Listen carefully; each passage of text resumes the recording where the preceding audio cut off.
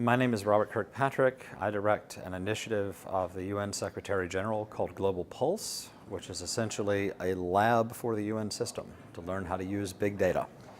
Big data is a term that's come into vogue fairly recently to refer to the explosion of digital data that people are producing all around the world just by going about their daily lives.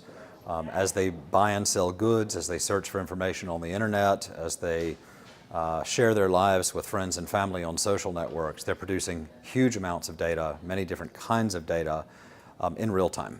And the private sector has managed to make this really a competitive advantage. Whichever company can find the patterns in this data to understand their customers better sooner ends up benefiting from it. And so we see an opportunity here to take these same kind of innovations and apply them to development challenges.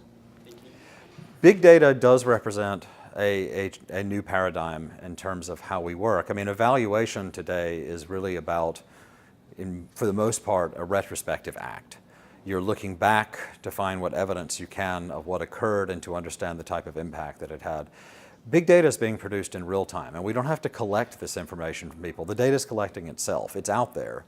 The tools to understand it are out there. It's not going to answer all of the questions that one might want answered, but it is available as we're implementing programs from the very populations we're seeking to help through these programs, which means there's an opportunity to analyze that information as it's produced and get early indications of whether or not our progress is on track.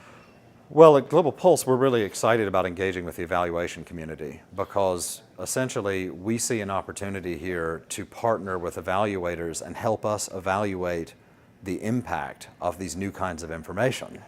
Right? We need an evaluation framework for how big data can change how we design programs, how we implement, and frankly, how we evaluate. So we think that there's a real opportunity here to, let's say, engage with the most hard-nosed crowd out there who will ask the really tough questions up front and help us design pilot projects that could lead to really compelling case studies.